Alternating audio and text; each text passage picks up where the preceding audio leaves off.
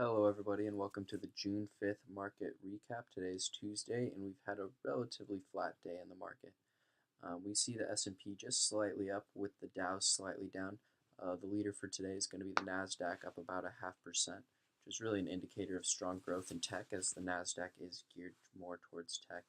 A lot of the news coming out today is mostly in the social media space, so let's cover a few of the stocks that moved big today, starting with Twitter. Twitter today had some good news come out that they would likely be replacing Monsanto on the S&P 500, which indicates that they will likely have stronger volumes in the next couple weeks. I believe they'll be hopping onto the S&P on the 7th, coming up here in 2 days.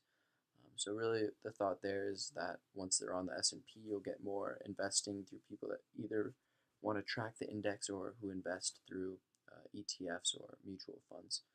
So the increased volume would obviously supply and demand pressures push the price up.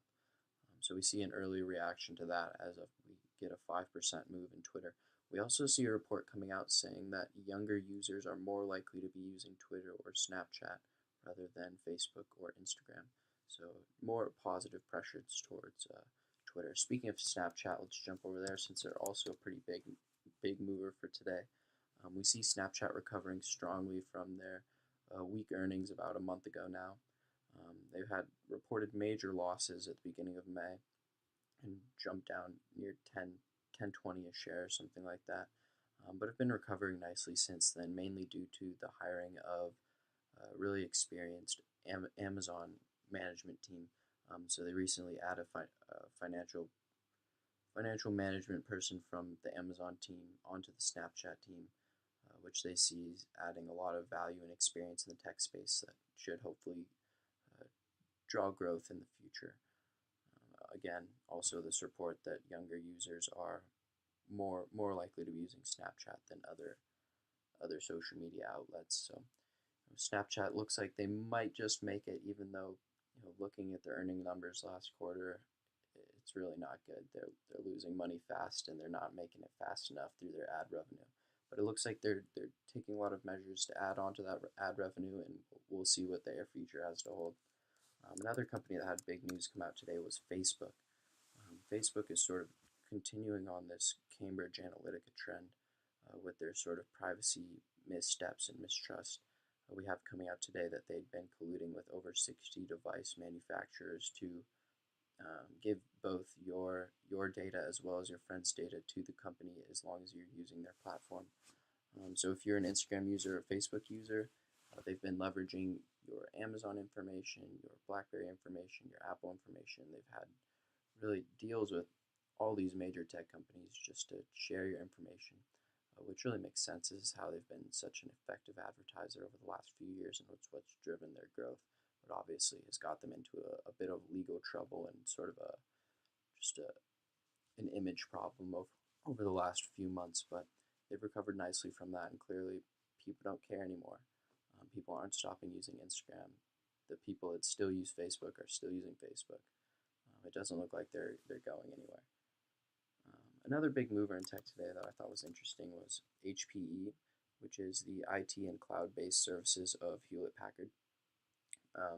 They actually had strong earnings at the end of May, but showed a weaker Q2 outlook due to cyclical effects that they believe to be occurring, sort of moving into a bust cycle, so to speak, within our business cycle, and sort of a slowdown of the economy. So they thought that maybe their cloud-based services, which are more cyclical, would start to scale back. But seeing these good economic numbers over the last few days, they seem to be bouncing back nicely, which I think is about right. They might have overstated the slowdown a little bit, and there might have been a bit of a market overreaction. So we see a 3.35% jump today, which is very good. Looking down at their news, first thing, server market sizzles in Q1, better prospects ahead in 2018. About what you'd think. There's really going to be continued growth within the cloud services space, driving semiconductors, driving companies like HPE that provide the physical storage and IT services for the cloud. Really, cloud AI is going to be a continued driver throughout 2018, 2019. So keep your eye on it.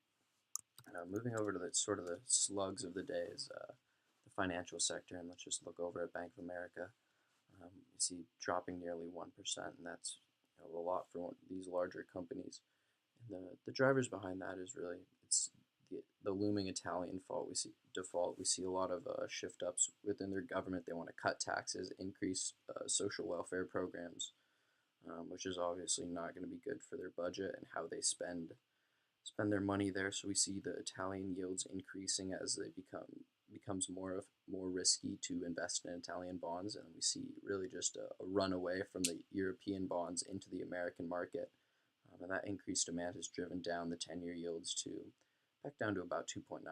But obviously, that's not good for these big banks that hold a lot of these treasury bonds. It means lower earnings for your Q2, and the markets reacted justly.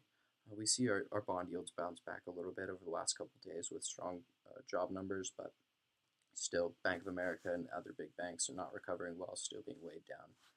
Another weight on their shoulders is just this continued tariffs talk. We have more retaliation coming out over these last few weeks. Mainly in agriculture, we see the EU announcing sort of their agricultural pushback or tariffs on the United States. I think we're seeing soy affected, corn affected, whiskey affected. And again today, after hours, we see Mexico announcing similar agricultural tariffs, grapes, whiskey, things like that. Canada hopping on the bandwagon as well. So we see this retaliation, but to me, this seems like the peak of the tariff talks, really. This is the retaliation to the previous tariffs. It's not likely that the U.S. will levy more tariffs on the rest of the world. So this is kind of it. This is something, been there, done that. Let's push forward and figure it out in the future.